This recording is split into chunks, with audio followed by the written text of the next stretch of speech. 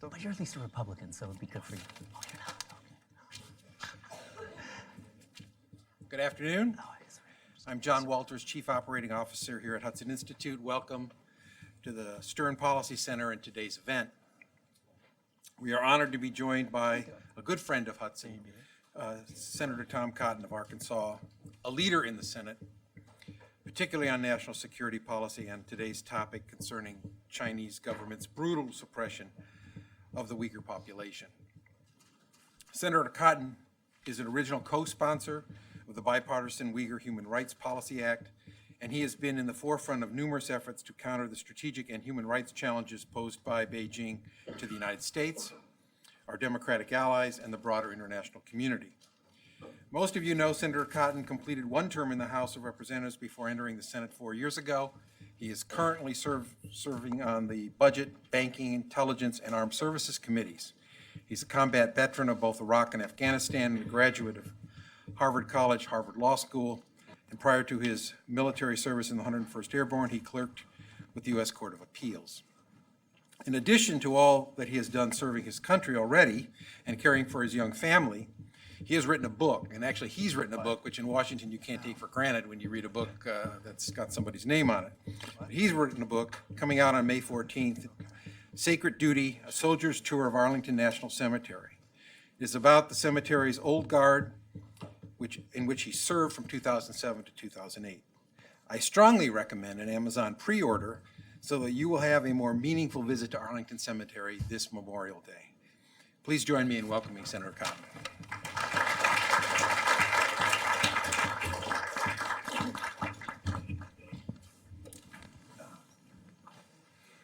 Well, thank you, John, for the very kind introduction, the very kind plug of my book as well.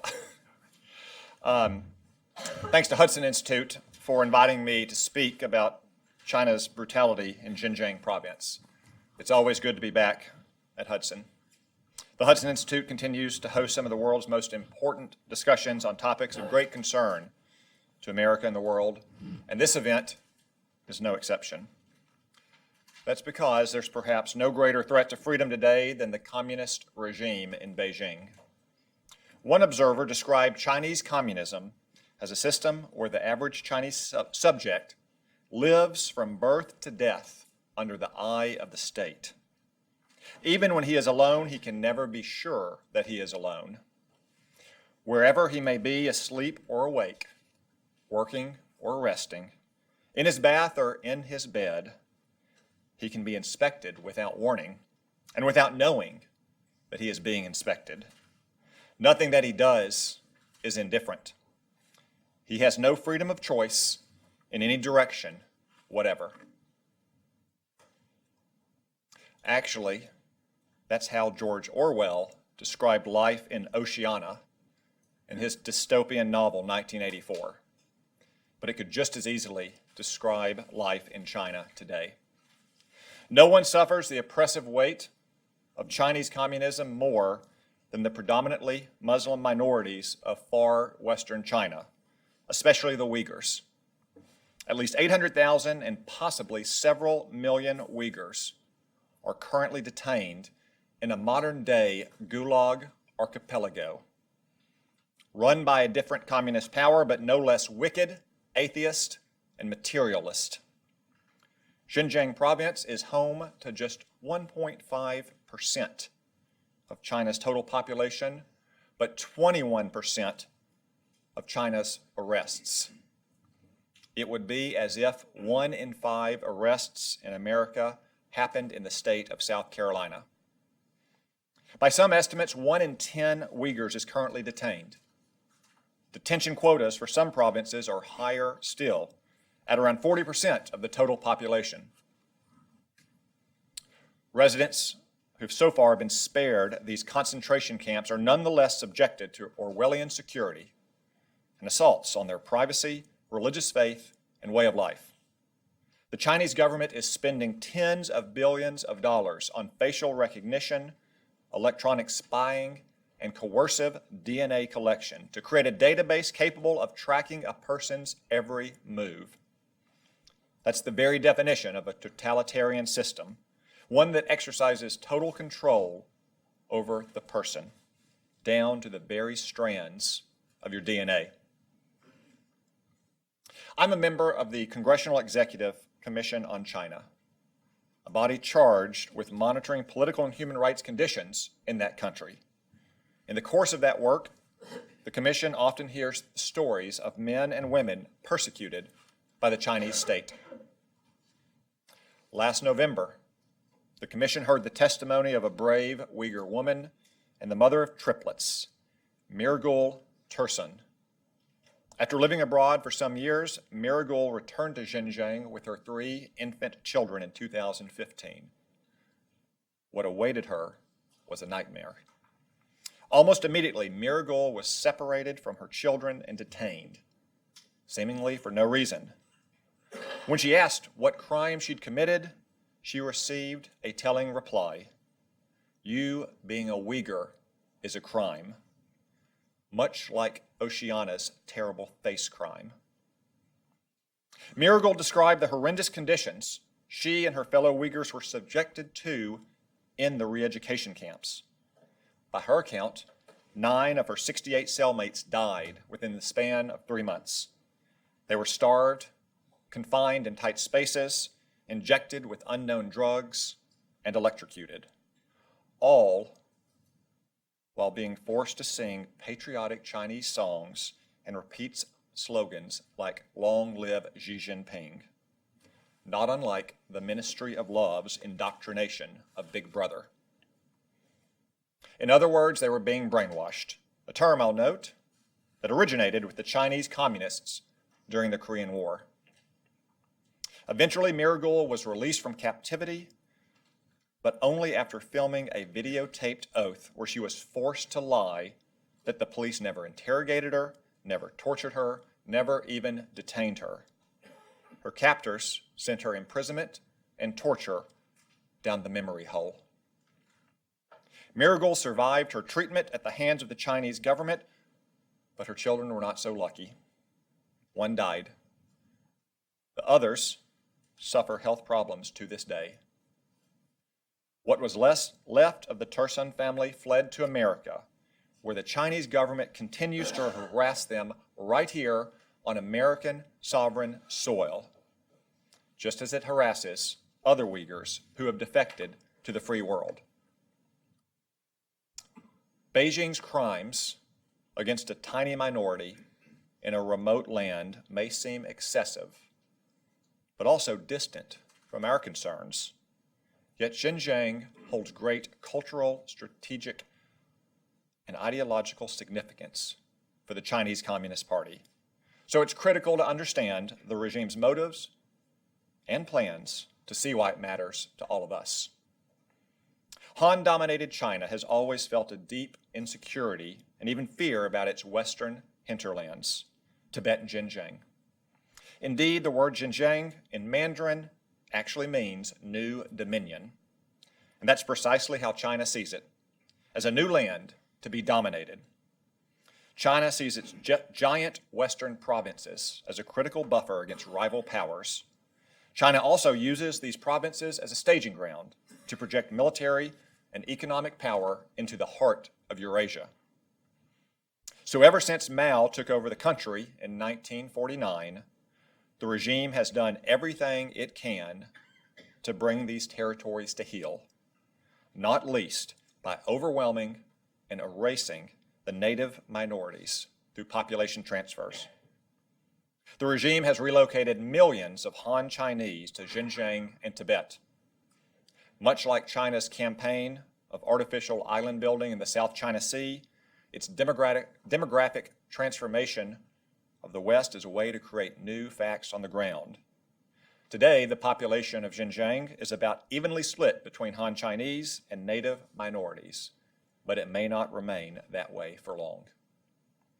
Of course, the plight of the Tibetan people has been well publicized for decades. It's a cause célèbre in Washington and Hollywood. Political leaders like Nancy Pelosi have met with the Dalai Lama, the face of Tibetan resistance and culture. Celebrities like Brad Pitt and Harrison Ford have even been banned from China for their outspoken criticism. I commend Speaker Pelosi and these citizens for speaking out against Chinese oppression in Tibet. Now it's time to shine the spotlight on Xinjiang, which is directly to Tibet's north and is being persecuted for many of the same reasons. The most important reasons for China's clampdown are strategic. Xinjiang is the largest province in China and also the richest in energy. 1/4 to 1/3 of China's petroleum deposits lie in Xinjiang, as well as an abundance of natural gas and coal. As important, Xinjiang is located strategically at the crossroads of Asia, giving China access to Central Asia and the Middle East, including Afghanistan. China has been aggressively courting all of the countries along its western border as part of its Belt and Road Initiative. Already, Chinese railways and energy pipelines are snaking across Central Asia.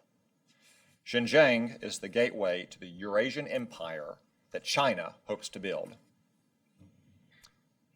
Paradoxically, Western regions like Xinjiang are also important to China's aspirations on its eastern shores. China seeks total control over its own Western territory so that it can project power and create a sphere of influence throughout the Asia-Pacific region and ultimately the world. This is another reason we must care about the fate of Xinjiang. China's repression at home enables aggression abroad against America and our allies. Nor will China's totalitarian methods stay safely in distant provinces in Central Asia. To the contrary, China views its so-called smart cities and re-education camps as models for export. Already there have been reports of U.S. lawful permanent residents detained in Xinjiang's internment camps. Police task forces from Hong Kong have visited Xinjiang to study its methods of social control. And despots around the world, from Vladimir Putin to the Ayatollahs, are surely watching this experiment with great interest. What started in the remote steppes of Central Asia may soon come to the coast and eventually to a city near you. The strategic and cultural significance of Xinjiang gives us an idea of why China is turning the province into a police state and why it demands America's full attention. As for the particular methods China is using, there's a strong ideological component at play. Since the massacre at Tiananmen Square in 1989, it has been obsessed with what it calls ideological security against so-called false trends like democracy. It's also fiercely concerned with what it calls splitism, separatist movements that arise within cultural and ethnic groups, such as the majority Muslim Uyghurs. The Chinese Communist Party believes the way to guard against such threats is to purge them ruthlessly from the minds of its subjects.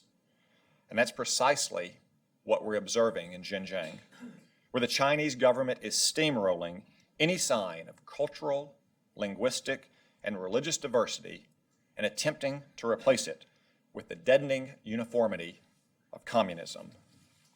Thought crime must be purged. Xinjiang believes he has the world to gain from the new Silk Road he's building across Eurasia. But he fears China won't be able to control its empire if its minorities hold to their religious beliefs and traditional cultures. So Xi has decided to take no chances by eradicating those inconvenient artifacts of humanity. Not only for the Uyghurs then, but also for our own security, China must face consequences for its crimes in Xinjiang.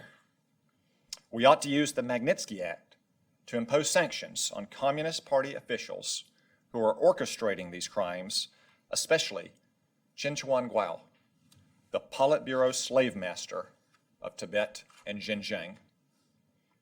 We also ought to sanction companies that are manufacturing China's instruments of repression, such as the state-controlled surveillance camera companies Hikvision and Dahua Technologies.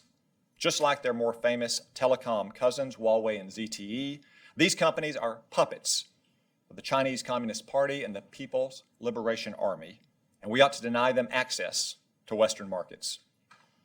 Additionally, we must stop our own companies from helping China build this new evil empire. Companies like Thermo Fisher Scientific, which sells the DNA sequencers China uses to build genetic dossiers on its ethnic minorities. This is the 21st century rope that capitalists will sell to hang themselves. And it ought to be a lesson to companies like Google, which is performing cutting-edge artificial intelligence research in China and contemplating even greater investment in that country. Many of these measures are recommended in a bill I'm sponsoring, the Uyghur Human Rights Policy Act. Congress ought to pass this bill. And we should all raise our voices and ensure the civilized world knows what China is doing in Xinjiang, where the ugly truth of communism is once again laid bare for all to see. That's why I'm pleased this event is taking place. If any country is equipped to speak out about China's totalitarian crimes, it's ours, the land of the free. So we must speak out, often and loud. Today, the Chinese government is purging every vestige of its subjects' freedoms at home to pave the way for its economic, military, and political expansion abroad. China has a plan for the world, and it's as concrete as the prison cells where it keeps its dissenters. Make no mistake, the brutal police tactics in Xinjiang are not just an assault on that province's native people, although they are surely that. They're also an assault on the American-led world order and a disturbing premonition of an alternative world order, one controlled by the Chinese Communist Party and one that ends in room 101. 1984 may be 35 years in the past now, but for China, 1984 is always the future. Thank you all very much.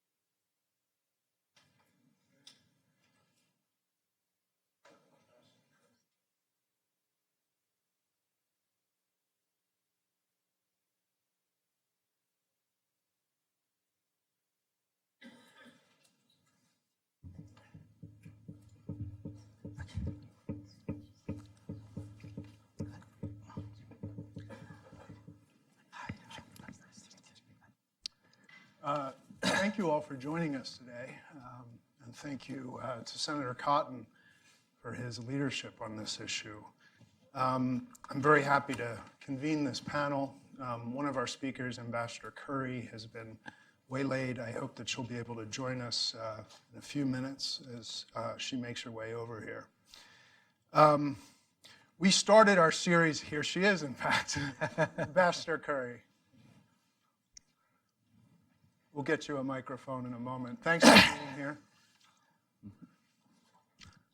We started our series of panels here at the Institute on the emergency in Xinjiang about 2 years ago to draw more policy attention here in the US to the Chinese Communist Party's intensifying repression of the Uyghurs and others in the region.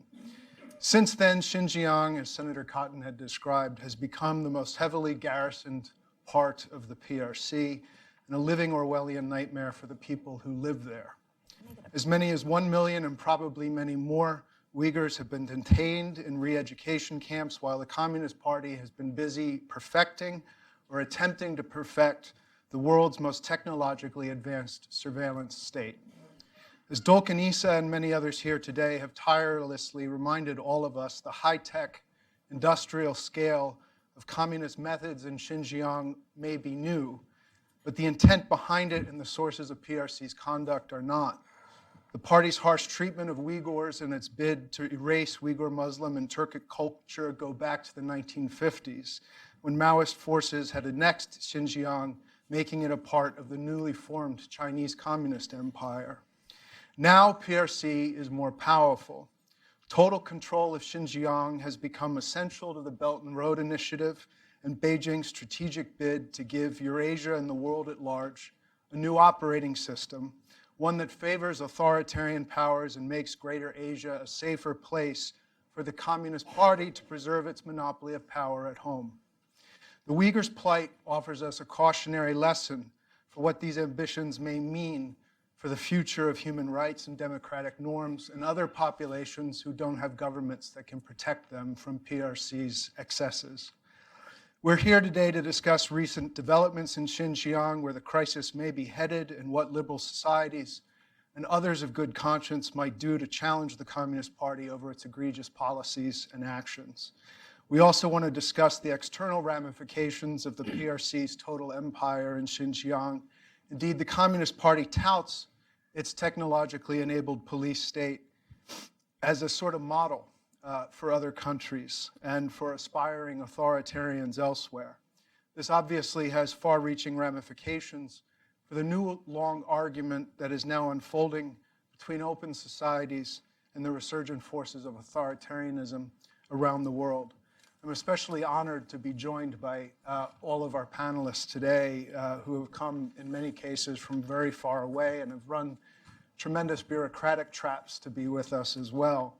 Our first speaker is going to be Dolkan Issa, who joins us from Munich, where he is the president of the World Uyghur Congress, which has advocated for years for the rights of Uyghurs in Xinjiang and abroad to use and also to use peaceful and democratic means for Uyghurs to determine their future. Our second speaker will be Ambassador Kelly E. Curry, who is right now serving as the U.S. representative to the Economic and Social Council of the United Nations. Ambassador Curry is extremely well regarded around town. I'm delighted that she's here. She specializes in a range of issues: political reform, development, and human rights in the Asia Pacific. And her leadership at the UN has been incredibly important on the Xinjiang crisis. Our third speaker will be Dr. Ryan Thum, who's a senior research fellow at the University of Nottingham. He's written a terrific book, which I recommend to all of you, called The Sacred Routes of Uyghur History.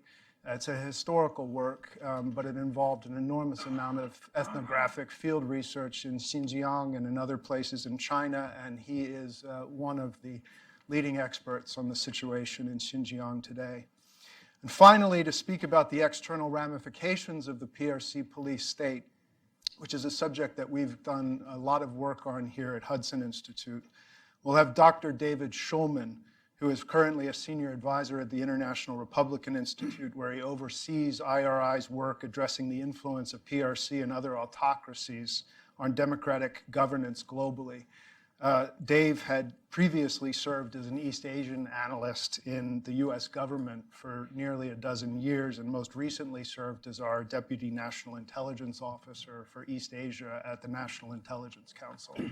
So with that, thank you all again for being here, and we'll each have about 10 minutes perhaps to speak, and we'll begin with Dolkan. Thank you, Dolkan, Thank you. for being here. Hello, good morning, everyone. First of all, I would like to thank Hudson Institute and Eric invited me to speak here today. It is my honor to be here, and particularly with the same panel, Ambassador Kerry.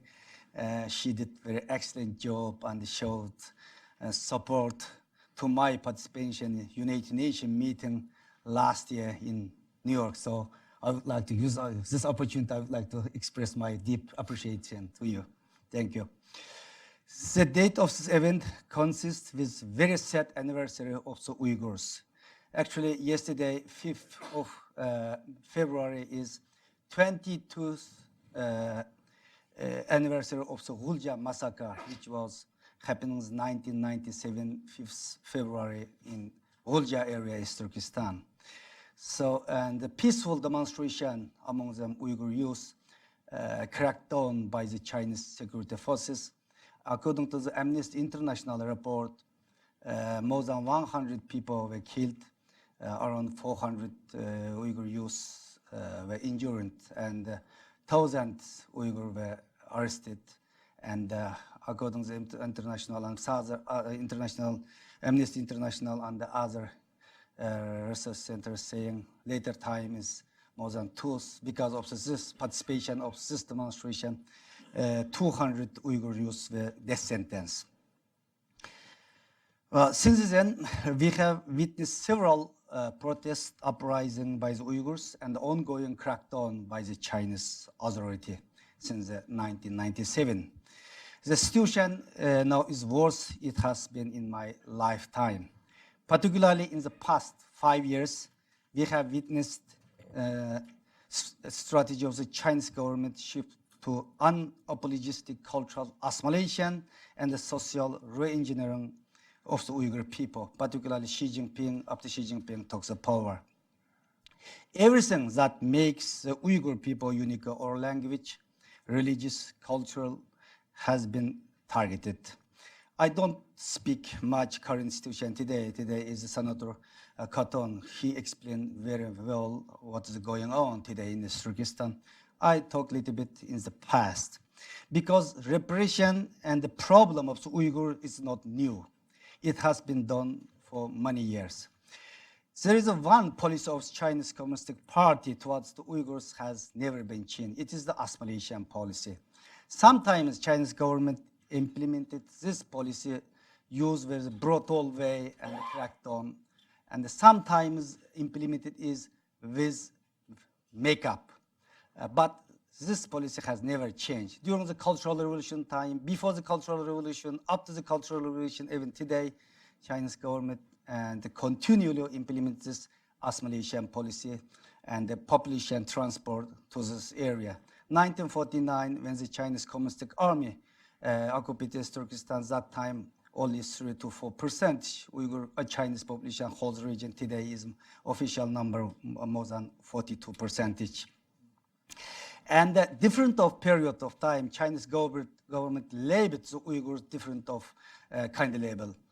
Before the September 11, Chinese government labeled all the Uyghur activities separatism, religious fundamentalism, something like. But after September 11 terrorist attack in New York, and the Chinese government immediately changed position and changed language, blame the terrorist activities. But however, just 1 month before the September 11 terrorist attack, Chinese Foreign Ministry spokesperson made a statement very clearly: Xinjiang is a very peaceful place, so all the foreign investor can make investment here. Very peaceful. Just 2 weeks before the September 11, governor of the Xinjiang Uyghur Autonomous Region, he made a statement: Xinjiang is a very peaceful place, you are welcome. But after 2 weeks later, everything has changed, and after one night, we being a terrorist. 2003, Chinese government official announced 11 people and 4 Uyghur organization as a terrorist organization. I was one of them. I'm the number 3 terrorist of the Chinese list. And yes, and the World Uyghur Youth Congress, a German-based organization, as a terrorist organization. But in the whole of life, I have never seen a real bomb or real gun in my life. I have just seen on the movie. But I'm still on the top terrorist, and I was suffering 21 years because of the red notes by the Interpol. Fortunately, last year, February, or exactly 1 year before, my red notes was deleted by the Interpol. And after the Mao died, 1970s, end of 1970 and until 1980s, there is a 10 years, little bit situation was better if you compare today's, and a little bit freedom of expression, freedom of religious. If you look back, 1980s, situation much better today than today. In 1985 and 1988, we have two big student demonstration was happening in Xinjiang University. I was one of some leader of the student demonstration that time. The Russian Abbas, she's here. She was the my vice president that time. And well, that time we hold the demonstration. We demand the Chinese government democratic election, stop nuclear testing, population transport. That time we had little bit chance to talk to the Chinese government. I personally had 6 hours debate with a high-level Chinese official. Well, it was 1980, 30 years ago. But 1997, after the when the Xinjiang massacre was happening, and then 2009, 10 years before, this year is the 10 years anniversary of 5th of July massacre. We will commemorate 10 years anniversary soon, is July 5th. It is the same demonstration, but it result is a big difference. So 1997, at least 100 people were killed. 2009, 10 years ago, and according to the Chinese official statistic, 197 people were killed. But unofficially, since the 10 years, hundreds of eyewitness escaped to the Europe, United States, some other country. They reported more than 1,000 people were killed one night. It is the big difference, yes. Today, situation is unimaginable, and no single Uyghur felt safe. Doesn't matter. She or he is the high-level official of the Communist Party, or it is businessman or teacher, student, singer, sportsman. Because of the ethnicity, if she or he is the Uyghur, it is not safe today. I can tell my personal story, as you may know, and some of them you. My mother, 78 years old, all the leaders, all the ladies, she was arrested 2017, May or June, exact time I don't know, because I have lost contact more than 22 months with my family. Last telephone communication, my family is middle of April 2017. Since then, I have lost contact. Then I learned international media, my father passed away in the camps. 2018, 17th of May, my mother passed away in the camp. My younger brother is Isa. She disappeared since March or April 2017, more than 2 years. She was disappeared. My older brother, he was a professor, one of the colleges, my hometown. He was detained as well. When I was in Japan, Tokyo, I learned one of his neighbors study in Japan. He told me, your brother sentenced 20 years. What reason, I have no idea. And my father is 90 years old, guys, but I have no idea. Today is 21st century. Communication is not the issue at all, but it is a big issue for us today. Even I have no idea. My father is still alive or died. It is a very painful situation. This story is not, my story is not unique. However, most Uyghur family have similar stories. Most of the Uyghur are feeling hopeless even today, and the Uyghurs who live in the United States, Europe, Turkey, around the world, they have the same problem. They haven't got any contact with the family member since 2017 April. Well, actually, China has trying not only persecuted the Uyghur inside East Turkestan, also expanded his targeting to outside the country. China today has trying his economic card, use the economic card and trying to monopolize international system, particularly United Nations human rights system, and also trying to influence a European Parliament everywhere. Just 2 weeks ago, beginning of maybe 3 weeks ago, I was in the European Parliament. I had a meeting several MEPs there. I just tell you one example, how China is trying to monopolize two activities around the world. One of the parliament member, he promised a lot. We explained the situation in East Turkestan. He was shown very sympathized. He's saying, okay, we will do this. He promised some action, but up to 2 weeks later, he called us to meet again because Chinese embassy called his home called his wife saying to have a meeting. He was very worried. Then, and the Chinese ambassador wanted to get appointment with this MEP, this parliament member. After meeting, this parliament member is a U-turn, immediately saying, Dolkun, sorry, I cannot take this initiative because I'm really worried on my family situation. After my family got the telephone calling by the Chinese embassy, then I cannot do it. Continue. I sympathize, but I cannot do it. It is the reality today, you know. So I'm really thanks for the Senator Cotton, and in the world, I still believe have a brave Congressman, Senator Rivia. So, and the Chinese government also continued trying to monopolize the UN system. I was kicked out the UN in New York, 2017. I have had the accreditation everywhere, everything, but China used its power. And also Chinese government and calling to the Uyghur community in the United States around the world, and they make a threat. Today, a lot of Uyghur who live in Western country feel not face safety. However, in the last few months, we have given given reason to the hope. Finally, international community seems to be waking up.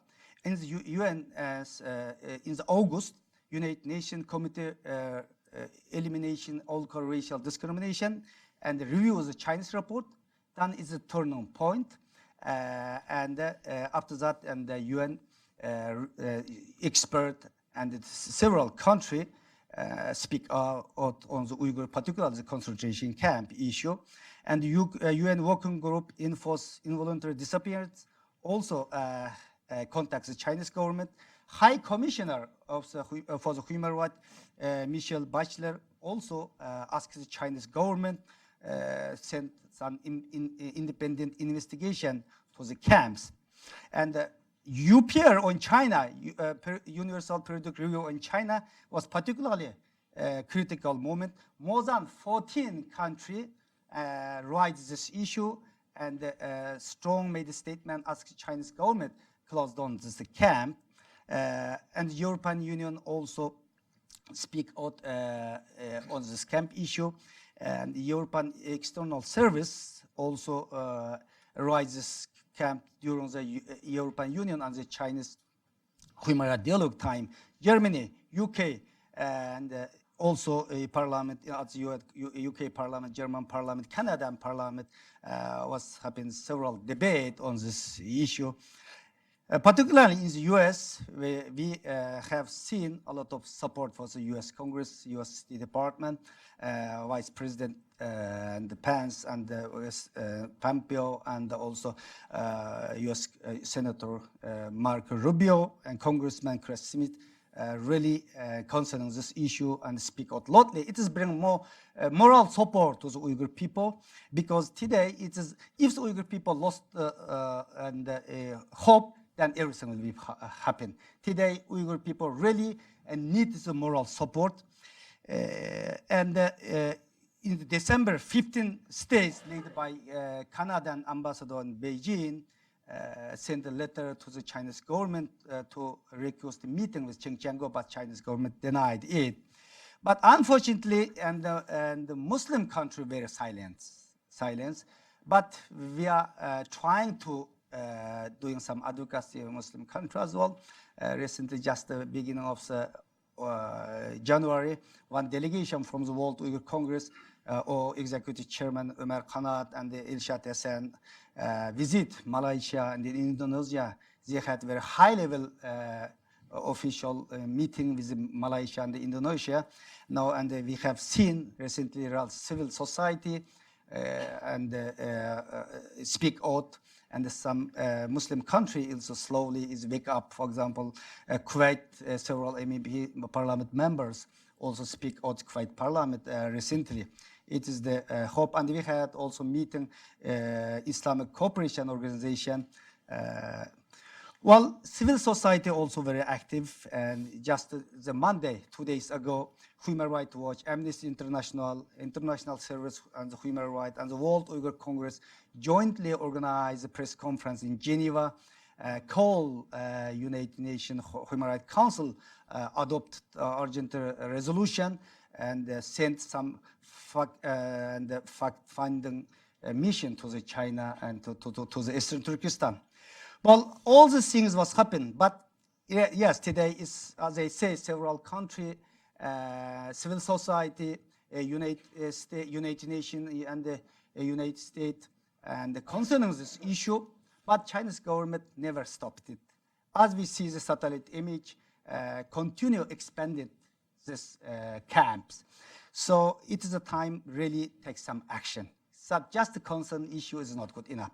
So just Could we come back to that? Okay. After. Okay, I'm what more needs to be done?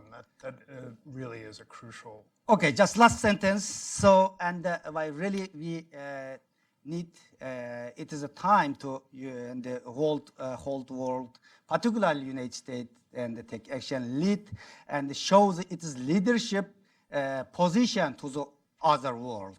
And I think it is a time tomorrow to be late. Thank you. Thank you so much, Tolkien, really, for being here. Ambassador Curry. Thank you, and I apologize for running a little bit late. I believe there are about 80 foreign ministers at the State Department right now, so getting in and out of the building is a bit trying today. But thank you so much for having me here today to speak on this really important topic at this crucial time. It's an honor for me to be on this panel with so many esteemed experts, but especially with my friend Dolken, who's struggled just to visit the United Nations, just to participate in non-governmental activities at the United Nations is a testament to how China has perverted and intimidated the international institutions that are supposed to serve to protect and promote human rights. I'm really pleased to be able to share that panel with him today and reaffirm our ongoing support for the work of human rights defenders like Dolken and all of those who are fighting to bring abuses to light and to protect the voiceless. The United States remains deeply disturbed and alarmed that in the past 2 years alone, the Chinese government has detained an estimated 800,000 to possibly 2 million Uyghurs, ethnic Kazakhs, and other Muslims in internment camps. As my former boss, Ambassador Nikki Haley, noted, this is the largest internment of civilians in the world today. Last year, when disturbing information about the situation in Xinjiang started to come to light, the initial Chinese response to this was denial. In recent months, as proof of massive internment camps, satellite images, procurement orders for torture implements, and survivor testimonies have emerged, China's international image has been damaged, and as a result, they've changed their tactics. In the months since the UN Committee on Elimination of Racial Discrimination and the High Commissioner for Human Rights, the Organization of the Islamic Conference, all of these organizations have spoken out recently about the situation in Xinjiang. The Chinese have mounted a massive damage control effort that is aimed at incorporating narratives that they hope will convince the world that they haven't essentially declared war on their own Muslim minority. This effort has featured staged tours of re-education camps for diplomats from recently 12 mostly Muslim majority countries and another one for EU observers recently. And while we've heard that these stage managed visits have left visitors unconvinced, there remains within the international community, as Dolken noted, an unfortunate willingness to suspend disbelief and accept some of China's implausible explanations for what's happening in Xinjiang today. So I thought I would use this opportunity to address some of the myths that the Chinese state has been peddling about the situation in Xinjiang, especially in the past 6 months. Myth number one that they frequently use is that these are vocational training centers. And I know it is laughable, but it's certainly not credible.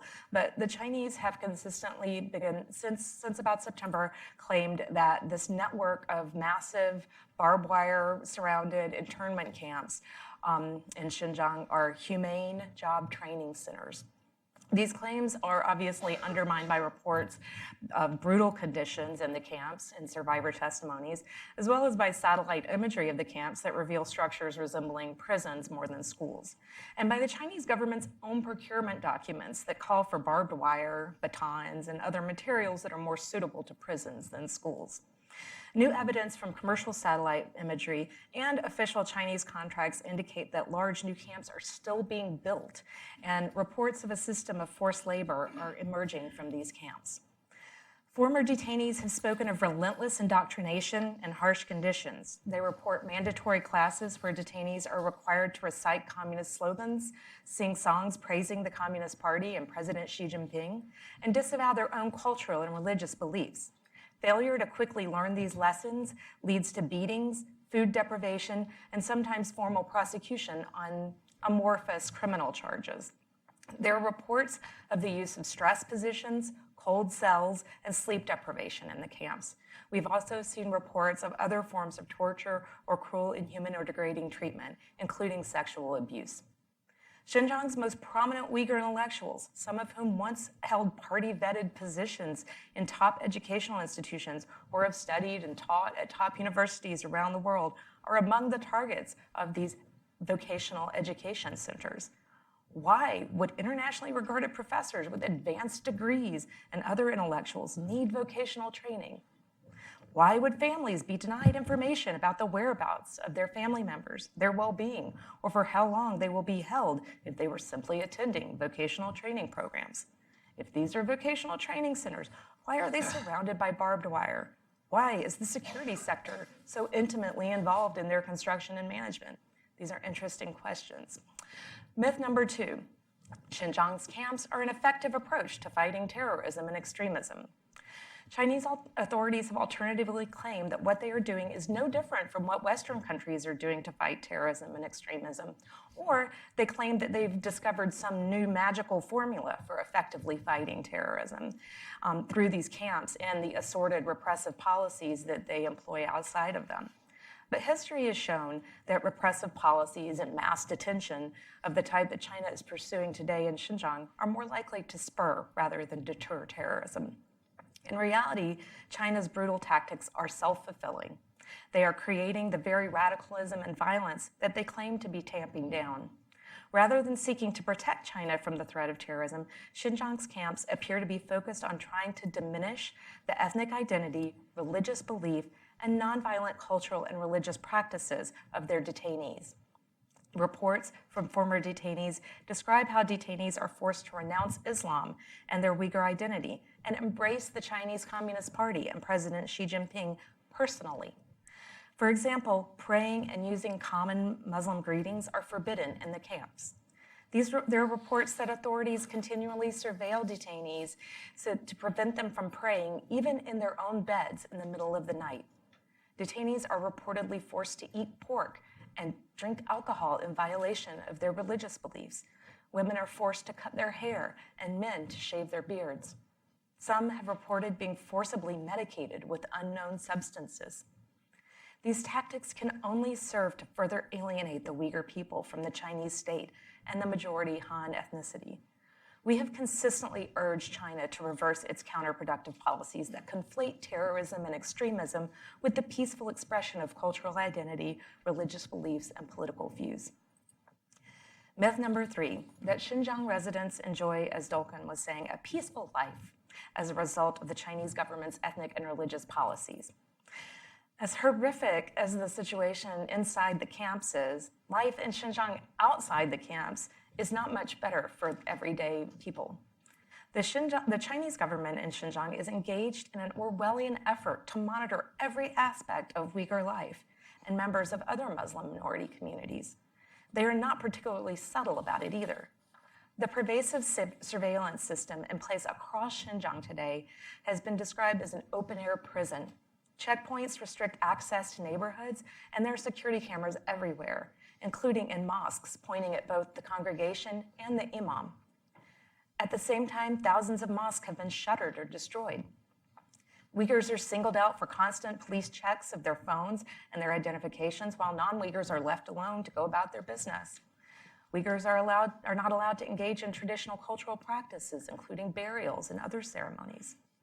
The authorities have been collecting massive amounts of data, personal data, including DNA samples, often involuntarily, from Uyghurs as part of this pervasive surveillance effort. Even in their homes, Uyghurs cannot escape this intense monitoring. Thousands of Uyghur families have been forced to accept outsiders sent by the state into their homes for extended homestays. These Communist Party cadre are sent into Uyghur homes, calling themselves aunties or uncles, and claiming to be there to help them become modern Chinese people. But their real purpose appears to be reporting on families and driving a wedge between generations. Speaking the Uyghur language at home is reportedly cause for being sent to an internment camp. Children are not permitted to attend any form of religious instruction or education and are restricted from mosque attendance. Children have been removed from their homes and sent to boarding schools or orphanages, even when they still have a parent at home. For Uyghurs, even physically fleeing China is not enough to escape the long arm of the Chinese Communist Party, as Dolken has said. China routinely pressures other countries to return Uyghurs, many of whom are seeking asylum. Most Uyghurs involuntarily returned to China face arbitrary imprisonment, disappearance, torture, or even summary execution. Uyghurs living abroad have reported that their families have either cut off contact under the threat of the Chinese state, or their families are leveraged to compel them to return to China. In some cases, most recently in Malaysia, we've been able to work with foreign governments and support them in resisting Chinese pressure to return people. But even when Uyghurs, ethnic Kazakhs, and other Muslim minorities fleeing Chinese repression find safety abroad, Chinese security services and their proxies continue to harass and intimidate them and their family members abroad or back in China. Uyghurs worldwide report being contacted by police and ordered to return to China for no reason. They've also exploited international law enforcement cooperations, as Dolken was discussing with regard to his run-in with Interpol. We were glad that Interpol finally rescinded its falsely put on him red notice last year. It was a real abomination. But in the process of getting that removed, Dolken was repeatedly harassed around the world because of this red notice. And while the focus is often on Uyghurs, it's not just them. Ethnic Kazakhs have talked about their experiences in the camps, and we also see that Kyrgyz, Uzbeks, Hui Muslims, Tibetans, and Christians have been put through similar circumstances. Many of the repressive techniques that we are seeing in Xinjiang have migrated from Tibet, and were first used there. And now we're seeing that some of these repressive techniques are migrating from Xinjiang to the Hui Autonomous Region and other parts of China, including in Yunnan province. So this breathtaking social engineering process that's underway across Xinjiang and other parts of China can best be understood by listening to the words of Chinese officials. In one particularly chilling, but by no means unique example, the Chinese ambassador to the United States, Shui Changkai, was quoted in a November interview with Reuters saying that while the United States was using bombs and drones to go after terrorists, quote, "We Chinese are trying to re-educate most of them, trying to turn them into normal persons who can go back to normal life." In one brief sentence, Shui Changkai crudely demonstrated the horrifying mentality that underpins China's policies in Xinjiang. The party state presumes that all Uyghurs and Muslims are terrorists until proven otherwise, and that being a Uyghur or Muslim is abnormal.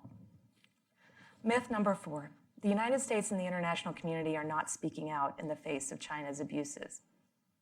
The Trump administration has led the international efforts to prevent China from undermining the international human rights system and the norms underpinning it, of which the situation in Xinjiang is the most egregious, but by far not the only example.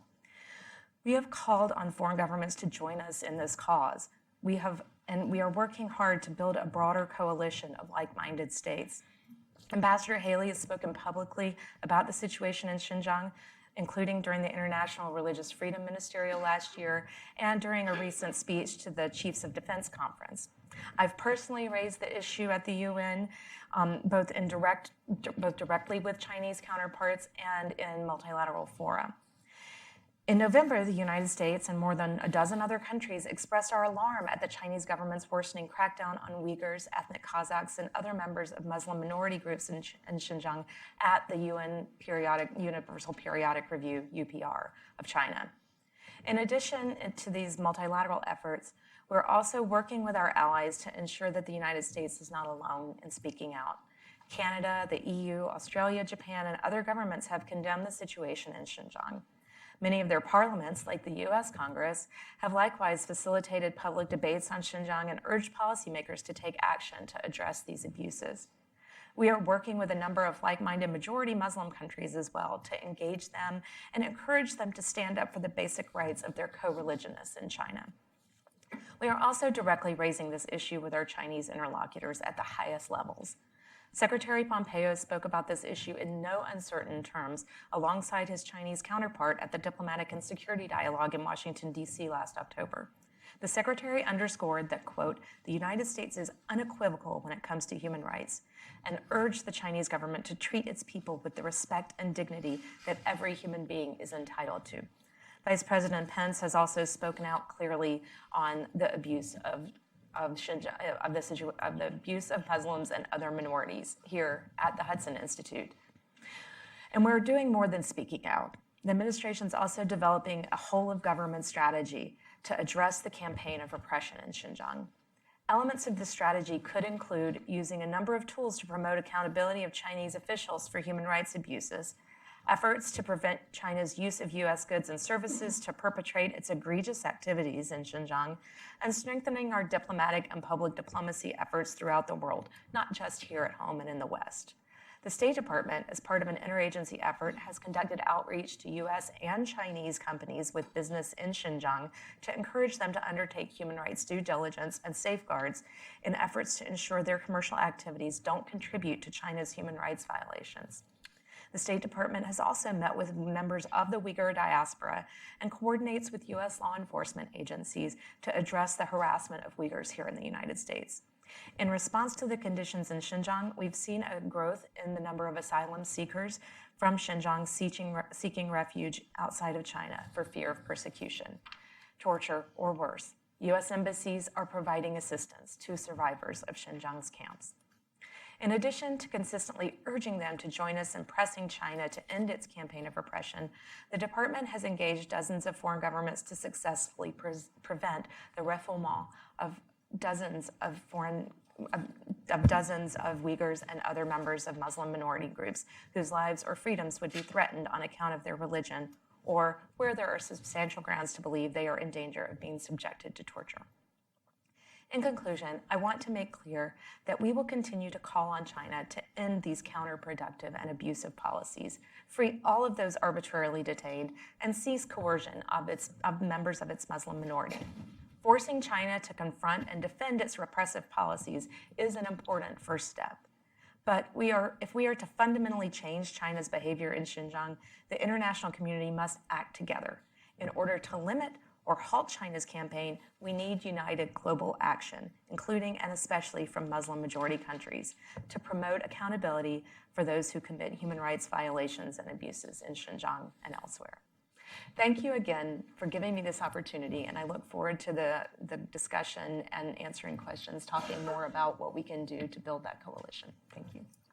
Many thanks, Kelly, for that and for everything that you do. Ryan. Thank you.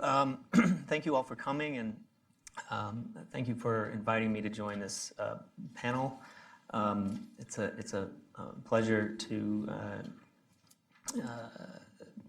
be on the same panel with such powerful voices on this issue, and a pleasure in particular to come after Ambassador Curry's very sober and efficient run-through of what's going on in Xinjiang, which very well accords with what the academic community thinks is going on there. What I want to do is talk a little bit about new developments in the last 4 months or 5 months or so, and what they can tell us about the general direction of China's policy of mass internment and cultural cleansing. And then, since this is a policy oriented venue, make a couple of recommendations or comments based on that. So let me just run through a few important things. One is, it was already mentioned, the Becoming Family program, which we already knew about. This is the program by which over 1 million members of the Han Chinese ethnic majority have been sent into Uyghur kitchens, living rooms, and even bedrooms to officially to promote ethnic unity, but also according to the handbooks they're given to monitor the thoughts, actions, and loyalties of the people who are forced to host them. This has become, the scale of this has become more widely known recently through the Chinese government's own proclamations and through the ethnographic work of Darren Byler at the University of Washington.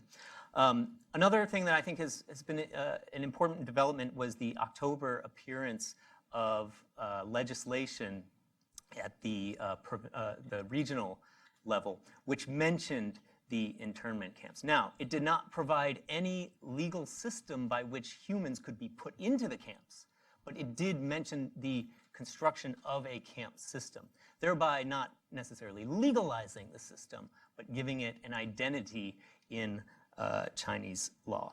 We saw shortly thereafter a massive investment in propaganda aimed at the outside world.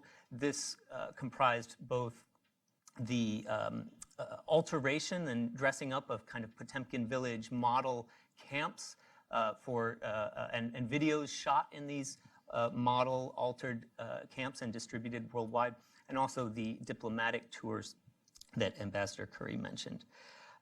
We've seen more recently study tours for security officials from other parts of China. So Hong Kong security officials were sent to Xinjiang to learn from security officials there. Officials from Ningxia, Muslim special Hui Muslim region has been sent there. We've seen in the end of December very limited number of releases, which we became aware of through the Uyghur diaspora.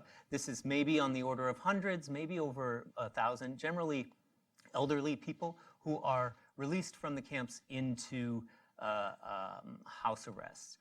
And I think this is important because I think we should see occasional releases as a part of the system and as a part of the entrenchment and institutionalization and regularization of this system. Alongside that, we've seen the rise or the revelation of large-scale forced labor that is associated with the camps, sometimes presented as something that's a normal part of the camps and sometimes presented as a stage in a sort of easier treatment where once you reach some level of loyalty and learning within the indoctrination system, you are moved into part-time or full-time factory work, sometimes connected to the camp. And last, the shipping of prisoners to the interior.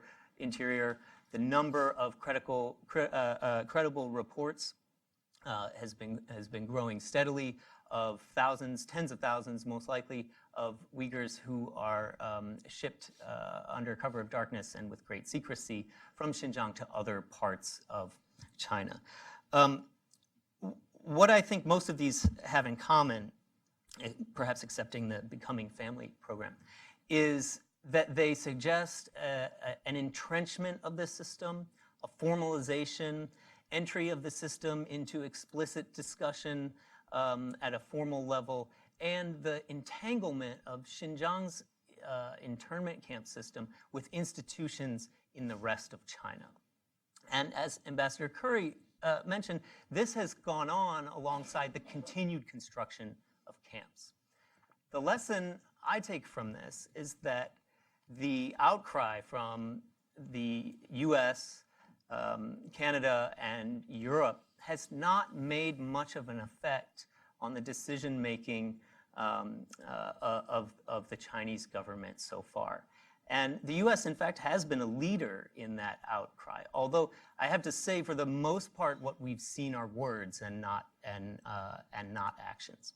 The Chinese state doesn't seem to be too concerned about those actions. If they were, I would expect them to at least be lying and say we intend to dismantle this soon.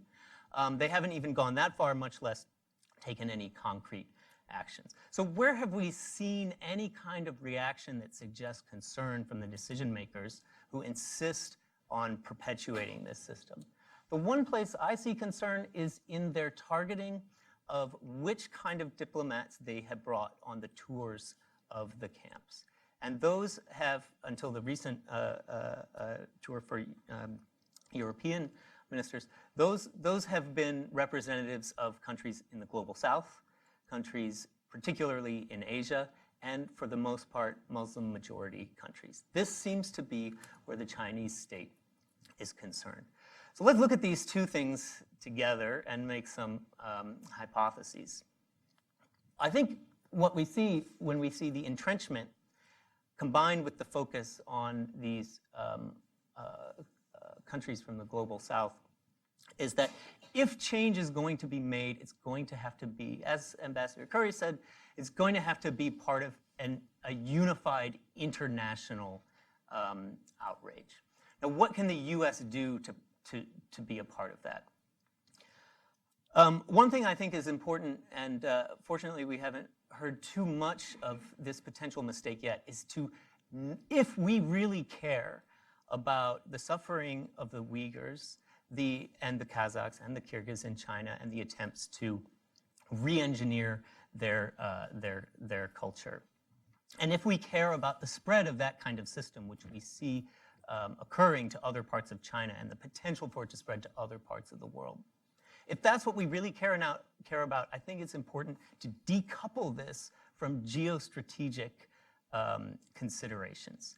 Because when we link this to geostrategic considerations about competition, great power competition between the US and China, that makes US and other rich world countries' outrage, moral outrage, look cynical to the partners that we need if we're going to develop the kind of global, united pushback that seems more likely to influence China's leadership.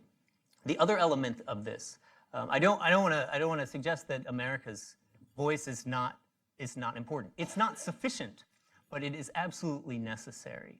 And what I think we need to see is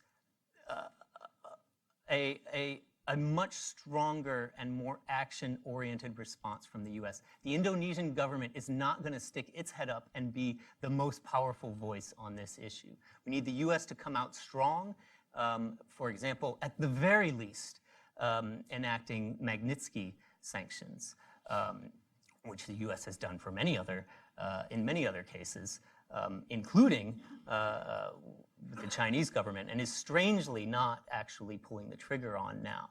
This kind of action gives cover to the other kind of states to put up some resistance to the Chinese state, and I would like to see that very soon from the US government. Great, thank you very much, Ryan. Dave. Thanks, Eric. Thank you to Hudson for having me, and I'm honored to be on a panel with such esteemed experts, people that I've been listening to and learning from on this issue for a long time. There have been some excellent, of course, discussion of the horrors of what's happening to Uyghurs and other ethnic minorities in Xinjiang and also outside China's borders. I'll focus my remarks on some of the external ramifications, some of which have been addressed, but going a bit deeper into how Beijing's approach to defending its crimes in Xinjiang internationally is fundamentally bound up in its approach to shaping the world to fit the Chinese Communist Party's extreme actions, and also how it's using its increasing leverage around the world to influence countries and also international norms to do so. As Ryan noted, the party never responds particularly constructively to international pressure about its persecution of its own people, or at least it hasn't traditionally. It's always sought a propaganda or a superficial diplomatic response, and there's many examples of that. But now, despite these unprecedented horrors in Xinjiang finally getting attention, Beijing is perhaps more confident than ever, I would argue, in its growing power to use its leverage around the world to basically be impervious to international pushback on its actions in Xinjiang. And I think that they are even more confident that they can prevent those kinds of elements of pushback before they even emerge.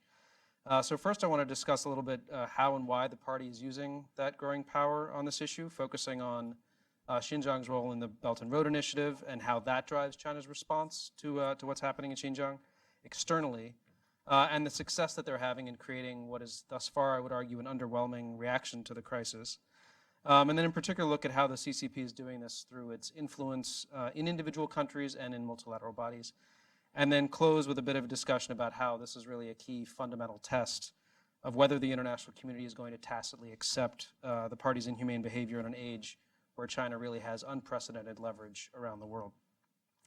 So on the Belt and Road, as Senator Cotton noted, it's not inconsequential that China has undertaken these measures in Xinjiang at a time when the region is at the heart of the Belt and Road Initiative, Xi Jinping's signature foreign policy initiative, which is intended to benefit China not only strategically and economically, but also is meant actually to represent the promise of a rising China's contribution to the common destiny of mankind, as they've put it.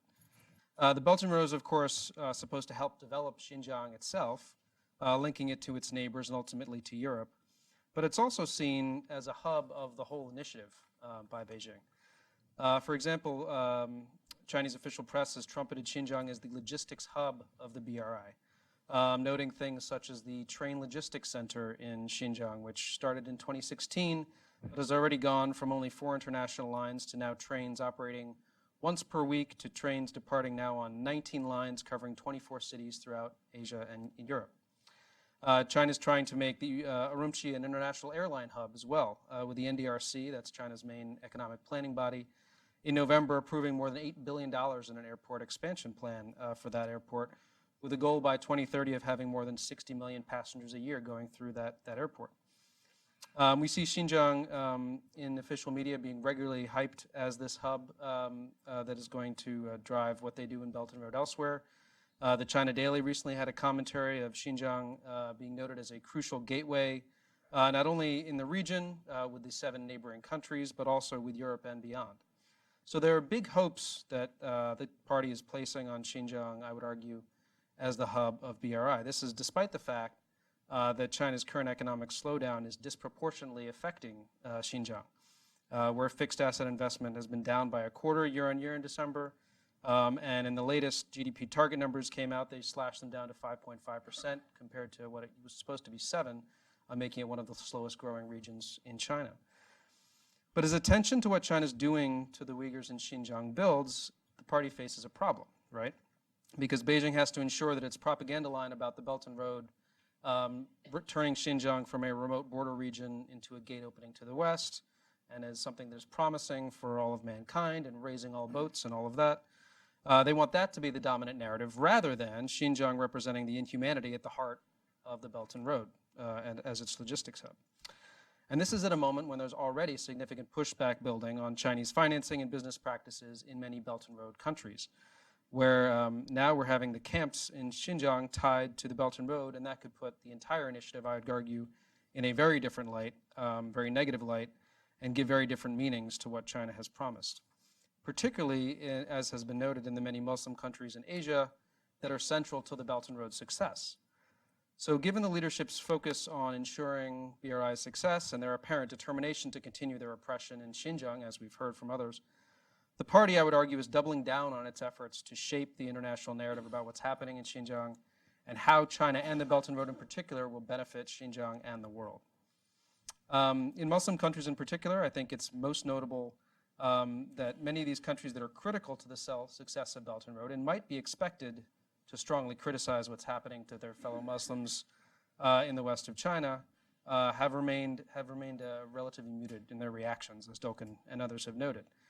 And this is in the same countries where in the past we've seen widespread protests and public statements in support of human rights of Palestinians, Rohingya Muslims, but not much on what's happening in Xinjiang. The Global Times, one of China's nationalistic official press outlets, recently reported that China has passed a 5-year plan to sinicize Islam to make it more compatible with Chinese socialism. This seems like the kind of thing that many of these Muslim countries would not ignore if it were not coming out of China. The lack of attention from Muslim majority states isn't out of ignorance. I would argue these governments know full well what's happening and they're not speaking out. And a big part of why they're not doing so is because of what they're getting out of Chinese investment through the Belt and Road. And because of that influence, I would argue there's a sense of benefit. There's also an element of corruption and elite capture that's happening in these countries, especially, I would argue, in some of these countries bordering China and Central Asia and elsewhere. And these countries and their elites are benefiting from what China is bringing to those countries, and so they are quieting their populaces and they are unwilling to criticize. I think Tolkien noted Malaysia. There's some hope there, perhaps, about standing up to China more since the election of Prime Minister Mahathir. That might translate to human rights issues. The government recently let a group of Uyghur asylum seekers go to Turkey rather than deporting them to China. But I'd look at Pakistan's meager and shifting response to this issue as kind of an example of what China's influence can achieve. In September, Pakistan's religious affairs minister reportedly raised the treatment of Uyghurs in Xinjiang during a meeting with the Chinese ambassador, which was a positive sign, which of course later was denied. The Chinese embassy in Islamabad then invited a group of Uyghurs to meet with officials in a public relations stunt. And then Pakistan changed its tune. Imran Khan, the prime minister last month, said, I don't actually know much about the situation of Muslims in Xinjiang, and he wanted to discuss instead his country's economic partnership with China. And interestingly, this all occurred amidst a new pledge from China of $2 billion to shore up Pakistan's finances.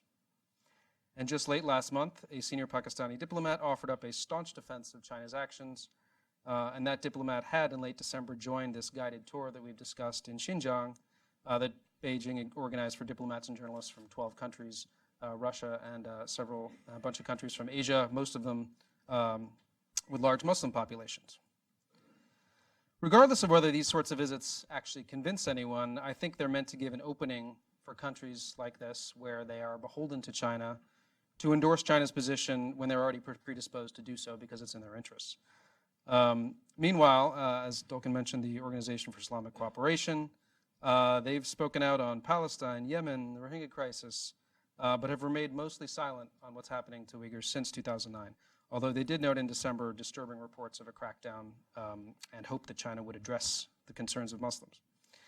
These are issues that are likely to be on the agenda at the next OIC Council of Foreign Ministers in March. So perhaps there's some hope, but China is the largest trading partner of 20 of the 57 OIC countries.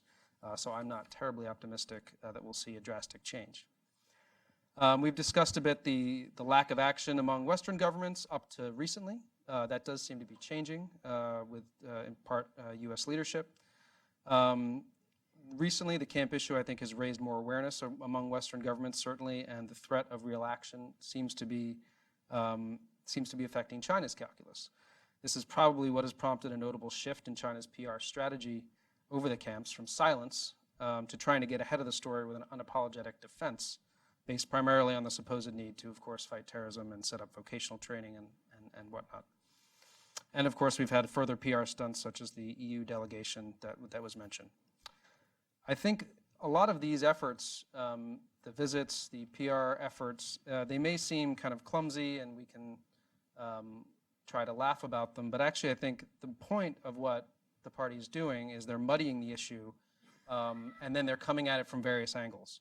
On the one hand, they put out positive messaging about what China's doing in Xinjiang to confuse, and at the same time, they simultaneously use their growing international leverage to squelch critical discussion of China's repressive policies through first manipulating the narrative inside individual countries, and secondly, fundamentally trying to alter the approach to human rights in international forums. And so I want to address those two issues. First, in terms of manipulation of the narrative, in many autocratic or soft autocratic countries where leaders, again, are close to or often beholden to China, Beijing doesn't really actually have to do much to shape the narrative because those countries' leaders will do it for them. You see this in Cambodia. You could arguably see it in places that are not quite as extreme, in Serbia, for instance, where you have control over the media, you have elites benefiting from that relationship with China, and so they do China's dirty work for it. There's also evidence that there's a lot of media control training going on from China, and of course the export, which we've discussed, of surveillance and other tools that China is sharing with these countries. But even in democratic countries where there's more arguably a freer media environment, There are notable examples of China's growing leverage resulting in a desert of information on its actions in Xinjiang, largely as a result of China's growing economic investment in a lot of media enterprises. There are many examples, but probably the best one is from September when a South African journalist wrote an article about the persecution of Uyghurs for a South African newspaper, which among other topics discussed the inability of African leaders to question China on the issue. And then ironically, after writing this article, he very quickly had his column pulled. It's not a coincidence that 20% of that company, independent media, is held by 2 Chinese firms. This company is the second largest media company in South Africa, and a fifth of it is Chinese-owned, giving the firms immense decision-making power in the company and making sure that media outlets tell what Xi Jinping would call a good China story. This dynamic is happening in a lot of countries all around the world where Chinese government-tied entities are gaining leverage in countries' media spaces. The South African story, however, is an anomaly because it was so clumsily handled and then it was revealed later by the reporter. I would argue that China's investments in media, think tanks, academia, and other institutions around the world are being done very quietly, and they're growing, and there will be more quiet manipulation of the information environment to suit the party on the Xinjiang issue and many others, with little to no discussion in these countries about what's happening. That's something that we need to take very seriously. As China gets away with shaping countries' coverage and perceptions of its crimes from both above through cultivating elites and from below by shaping the information space, this bolsters the party's sense that it can whitewash or stifle discussion of almost any behavior that the party wants to take using its influence to ensure its actions are condoned, if not outright endorsed. Secondly, meanwhile, in the multilateral forums, and this has been touched on a little bit, but China is acting to shift scrutiny away from its actions in Xinjiang by defanging human rights protections and weakening norms against political and religious persecution. China is now the UN's second biggest donor. It's using some of that clout to quiet criticism on Xinjiang, among other things, to decrease the UN's ability to conduct oversight moving forward, and even to reduce UN posts dealing with human rights. They're proactively moving to get the Human Rights Council to stop naming and shaming human rights abusers, and they're promoting their interpretation of national sovereignty and non-interference in internal affairs to weaken human rights norms. And this reflects a much wider strategic approach that we've seen build under Xi Jinping to reshape global governance to fit the Chinese Communist Party and to condition acceptance of any action it might take at home or abroad to suit its interests. As has been noted, China recently underwent its 3rd Universal Periodic Review, at which, as Ambassador Curry noted, the US and others did speak out, and that will result in a report to be released in March. So there's some hope around that. Chinese allies will defend it, of course, in that forum. It's likely that additional countries will refrain from criticizing China, and this will be kind of a good bellwether to look at how successful China has been in influencing these countries, particularly if countries that spoke out in 2013 do not speak out this time and criticize China on this issue. But I want to say in closing that this really is a key moment because China's success in managing the international community's response to its actions in Xinjiang will be a critical marker of things to come. The party judges that rather than being shaped by the international pushback on its heinous actions in Xinjiang and elsewhere, it can instead shape that very international response and prevent any action that causes it to change course. So the response to this crisis will go a long way to confirming or disproving that broader hypothesis. China's attempts to shape the world's response to its actions will only become more frequent, I would argue, because we increasingly have in China a bit of a paradox, a country where it's increasingly powerful and has a lot of leverage abroad that it intends to use, while domestically the party is increasingly paranoid and concerned that it will lose control as its economy slows. Xi Jinping just last month led a meeting, major meeting, expected to have a plenum. Instead, they had this meeting on the risks to party control, where he told ministerial and provincial leaders the party is facing long-term and complex tests to maintaining long-term rule and told them to prepare for the worst. This is a toxic mix, and it's likely to lead to a much more aggressive approach on the party's behalf when it comes to repression in Xinjiang and more broadly in China as their paranoia grows and control becomes more brittle. And secondly, when it comes to using that growing external leverage to prevent criticism or even discussion about the party's inhumane actions and to neuter human rights mechanisms, particularly on issues such as Xinjiang, which, as I've noted, are tied up in the party's broader strategic goals, not to mention its attempt to portray itself as a responsible global power on the world stage. What China's doing in Xinjiang makes clearer than anything that what we're facing in the rise of China under the party is really an ideological contest with a regime not only willing to do anything to its citizens, but also willing to use its growing strength abroad to undermine the liberal order and to force tacit acceptance to whatever the party deems necessary. I'll stop there. Thank you. Excellent. I want to be mindful of everybody's time, and we're running out of it. So let's go to Q&A. Let's take 10 minutes. If everybody can keep their questions very, very brief so we can try to pack in as much discussion as possible. We'll go to this gentleman in the front row first. You can identify yourself and your affiliation, and please, everybody, keep your questions as short as possible. Thank you. Hi, is this on? Okay, my name is Michael Cole. I work with technology manufacturers, many of which are in China, and have spent some time in Western China as well. I have two questions, if that's all right. The first question is to build upon what Senator Cotton was talking about. He briefly mentioned things that we can do to change Chinese behavior, but then he didn't expand on it.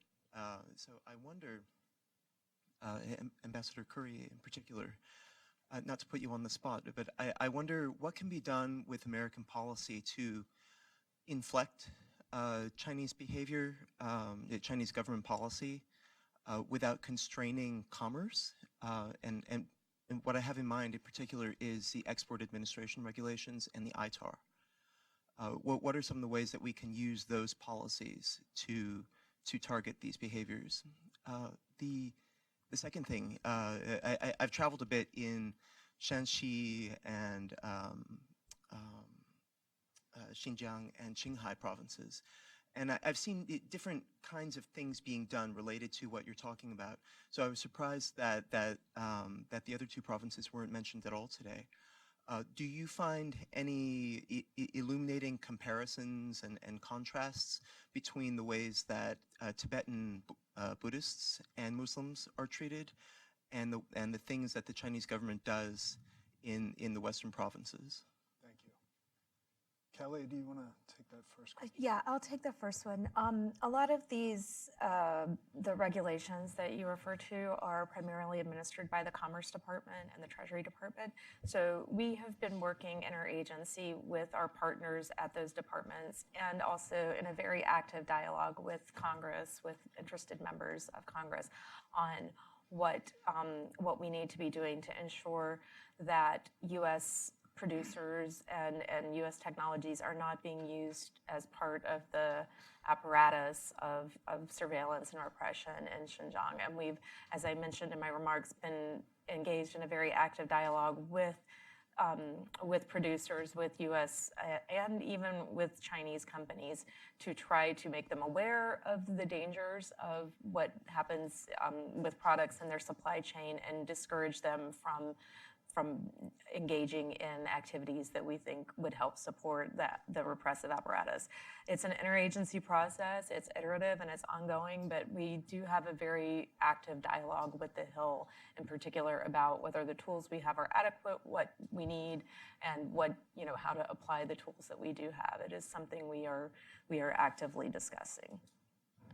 Thank you. There is a bill in the Congress sponsored by Senator Warner and Senator Rubio, which is attempting to set up an Office of Technology and Security at the White House, which is going to bring back, and I would suspect we're going to see a lot more of this, going to bring back a lot more stricter export controls to PRC, particularly on technologies that can be used to build up the surveillance state. And with respect to your second question, it's worth remembering that Governor Chen Chuanguo, who's now in charge of Xinjiang, he developed a lot of the techniques that are being implemented in Xinjiang when he was governor of Tibet. So there's plenty that's going on in the Western regions, and the Communist Party is learning from this experience. Sir, here in the third row. Yes, it's on its way. My name's Alec McCrae with Media Development Associates. What do we know about the actual teaching and propaganda curriculum that's used within the concentration camps? Is it focused on religion, on the Muslim religion, or is it focused on Uyghur culture, or is it focused on both? And if it's focused on religion, is it designed to replace Islam with another religion, or is it designed to eradicate religion altogether and move over to atheism as the state belief of the PRC? Yeah, I'll take that one.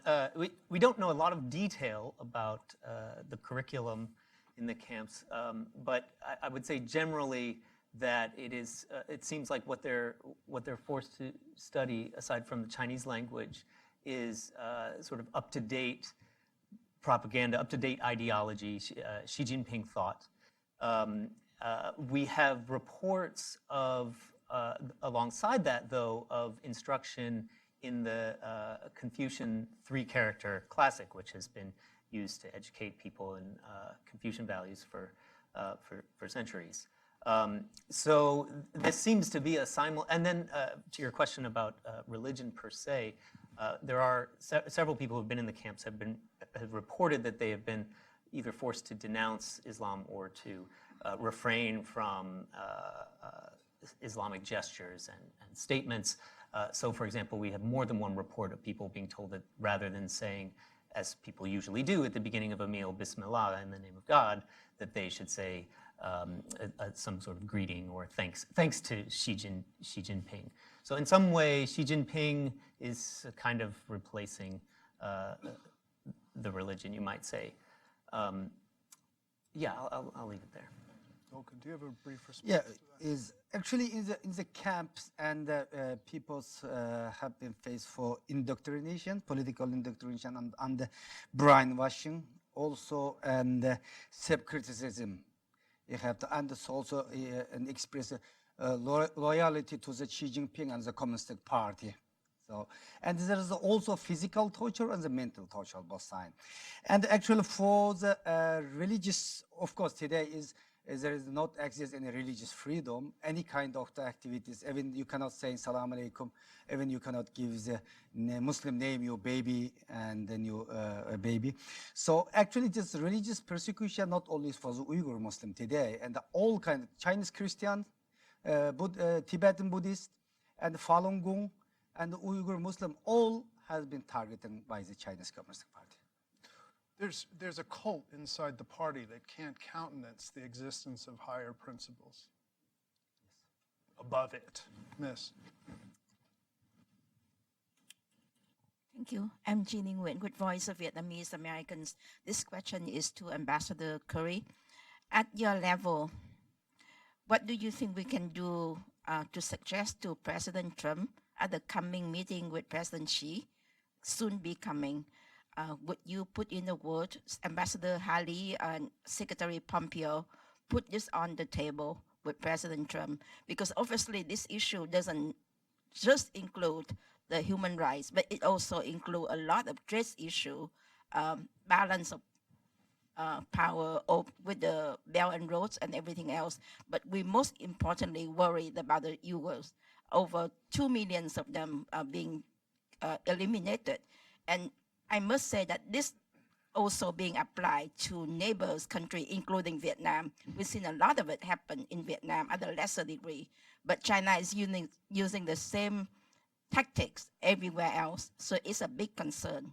Would you talk to our President Trump and Secretary Pompeo about that? Put that on the table. Kelly, can you? Well, respect for human rights and fundamental freedoms, whether it's in China, Vietnam, any place, is a fundamental part of American foreign policy, and it's fundamental to who we are as a country and our values. And I think you heard last night during his State of the Union address, the president talk about who the United States is and what we are, and that we are a country based on freedom and on respect for fundamental human rights. It's part of our national character, and it is part of our foreign policy. We are constantly engaged in internal discussions about how and when we raise different issues in different forums, and that is just what we do every day. So, of course, this is part of our internal deliberations. I'm not going to speak to specific aspects of it, but I will say that we are raising our concerns with China about this issue all the time.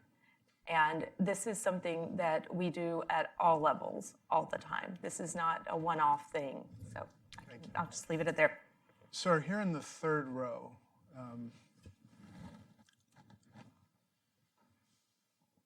Thank you. My name is Dr. Rakab Malik. I'm a Fulbright scholar currently at the Seeger Center, Elliott School.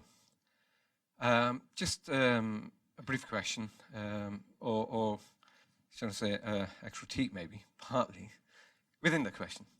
Decoupling geostrategic issues, as David's explained, is going to be pretty impossible given that the nations surrounding China, for example, especially in the Muslim environment, are very much interest-based, and they're really not going to criticize China because of the Belt and Road and the massive outreach that China's put through that. And given that the Belt and Road itself may well be, I'm writing about this, it may well be the key to their power projection and the change of global order. And that's what I want to get into as far as geostrategy is concerned, because given the conditions of the day at the moment and the potential change in global order, potential being if nobody else does anything, over the next 30 years more or less, then we could see something like this propagate itself throughout the world. Saying that as it is, how do you get these stories out? Because maybe I'm quite interested in this subject, so I know more about it than most people, but many people see this as hearsay. They don't see irrefutable evidence to persuade them. And that's actually what matters more than anything else, is that getting on the ground and producing that irrefutable evidence for a, maybe termed as a politically correct words, information dissemination campaign, rather than PSYOPs, to propagate that, to change the narrative around. You're not going to get it any other way, really, I don't think. Dave, do you have a brief response? Well, I mean, I would agree with that. I think it's not an easy challenge. I think part of what has to happen is what happened here today with Ambassador Curry and my other fellow panelists listing out, just repeatedly what are the myths and what's actually happening there. But when it comes to countries where either because they're autocratic and they benefit from what China's bringing them and they don't want to have their populaces know about it, that's really hard to get around.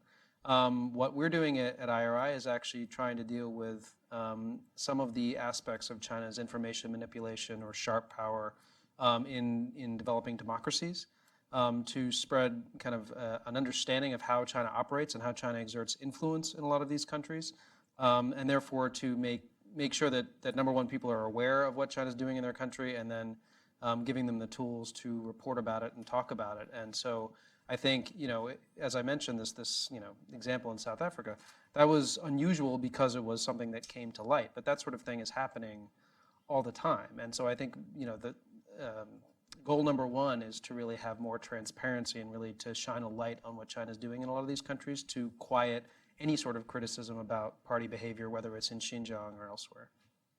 Let's take one final question. Miss here.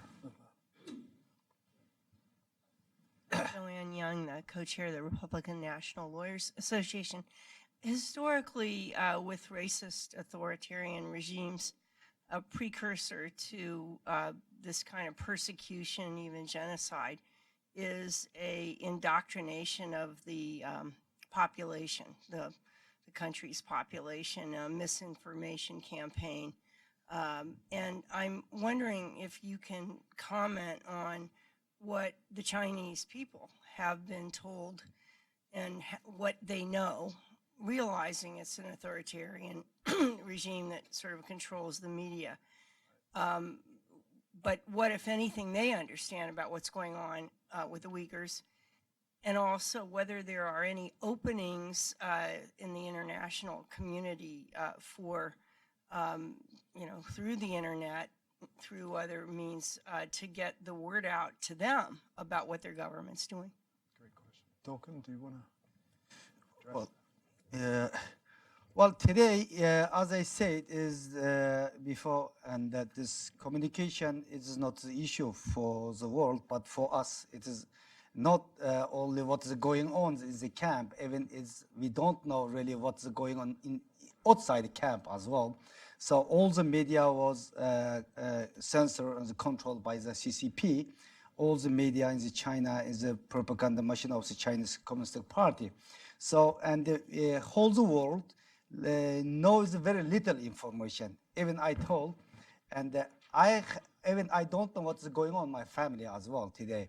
So, and today, and the Chinese government also, as I said, not only controls information between China and outside, even control the Uyghurs population in outside, targeting and the safety of the Uyghur on outside.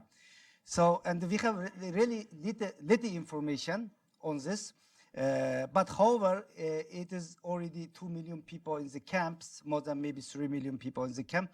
It is the reality. So we need the world and United Nations should be sent some fact-find mission to the China, to the East Turkestan, to the region, and this is the only way to know, because recently Chinese government organized some diplomats, some foreign correspondent, just Kazakhstan, Kyrgyzstan as a country who support China all the time, and they're trying to open the some camp to visit this, just to cheating to the world. So that's why we discuss and we ask the U.S. and the Western country and the Chinese government to allot some international independence media group and some independent investigation group to invest and to fact-finding in the region. Yeah. Some of the party's rhetoric on Islam has emphasized that it's superstitious, that it's backward, that it's anti-modern, and that as a consequence of that, it's the source of splitism, as was mentioned earlier, a source potentially of rebellion and violence and of terrorism, which affects the rest of China. And this is the main discussion, I would say, from party outlets and organs about Islam as such in China today. And media is tightly controlled by the party state in PRC. So alternatives, we know that they've existed, but they have been increasingly pushed out